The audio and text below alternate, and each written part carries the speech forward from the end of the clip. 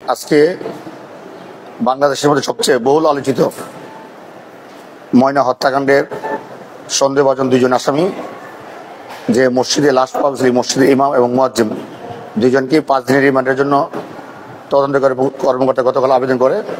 তারই প্রেক্ষিতে আজকে আমাদের বিজ্ঞ সিনিয়র জুডিশিয়াল ম্যাজিস্ট্রেট সামিল স্যারের আদালতের শুনানি ইতিমধ্যে হয়েছে। রাষ্ট্রপক্ষে তদন্তকারী কর্মকর্তা ছিলেন এবং কোর্ট সিজে ছিলেন এবং আমরা বাদীপক্ষে আমরা ছিলাম, রাষ্ট্রপক্ষে সহযোগিতা করেছি। আমি সহ শুনানিকালে সরাইল যে সিনিয়র জুডিশিয়াল ম্যাজিস্ট্রেট আদালতে সকল বিজ্ঞ এবং জুনিয়র আইনজীবীরা এই ময়নার পক্ষে দাঁড়িয়েছে এবং এই আবেগঘন বক্তব্য দিয়েছি। আমরা দেওয়ার পর মাননীয় আদালত বক্তব্য শুনে এই আসামি ইমাম সাহেবকে 3 দিনের এবং মুয়াজ্জিমকে 2 দিনের রিমান্ড মঞ্জুর করে। আর সবচেয়ে বড় খুশির বিষয় হলো এই যে একটা নৃশংস একটা লোহমর্ষক ঘটনার কারণে আসামি কোনো আইনজীবী আজকে ব্রাহ্মণবাড়িয়া জেলা আইনজীবী কেউ দাঁড়ায়নি। আমি আপনার মধ্যে ব্রাহ্মণবাড়িয়া জেলা আইনজীবী সমিতির সকল বিজ্ঞ সদস্যদের কৃতজ্ঞতা জানাই যে একটা ন্যায় বিচারের জন্য সবাই সদা জাগ্রত আছে।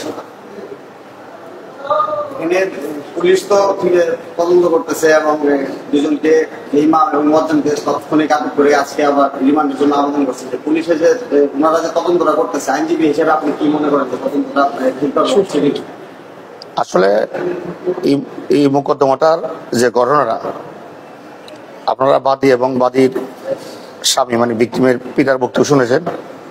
আসলে এই একটা নিষ্পাপ শিশুর সঙ্গে কারো শত্রুতামই ছিল না বা তাদের পরিবারের সাথে কোনো শত্রুতামই ছিল না, যে কারণে এই পুলিশ হত্যাকাণ্ডের রহস্য উদ্ঘাটন করতে গিয়ে পুলিশ সহ বিভিন্ন সংস্থা কাজ করছে। আসলে এটা একটা সময় সাপেক্ষ ব্যাপার, আমরা বিশ্বাস করি অতি দ্রুত সময়ের মধ্যেই পুলিশ মূল রহস্য উদ্ঘাটন করে আমাদের সামনে তুলে ধরবে।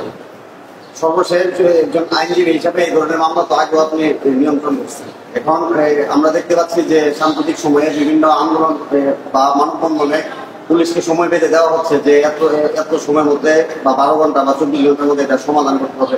তো সকলকে একটু ধৈর্য ধরার বিষয়ে আপনি কিছু বলবেন কিনা? আমার হলো যেহেতু এটা রহস্যের একটা আলোচিত হত্যাকাণ্ড, মানুষ আবেগ থেকে এবং এরকম লোমহর্ষক ঘটনার এই বড় বড় কাহিনী থেকে মানুষ স্বতঃস্ফূর্তভাবে তাদের বিবেকের তাড়নায় রাস্তায় বের হয়েছে। তবে আমি সবাইকে বলবো, যেহেতু একটা ঘটনার রহস্যজনক এখন উদ্ধার করতে পারে না, সেক্ষেত্রে পুলিশকে আমরা আবার আলটিমেটাম দেওয়া ঠিক হবে না। এই জন্য তাহলে মামলার মূল রহস্য থেকে এবার উল্টা দিকে মন নিতে পারে। সেই জন্য আমরা আমাদের অবস্থান থেকে সকলকে পুলিশকে সহযোগিতা করার জন্য অনুরোধ করব এবং আমি পাশাপাশি তদন্তকারী সংস্থার সকলকে বলবো আপনারা তদন্তের গতিবিধি আরো দ্রুত বেগবান করেন।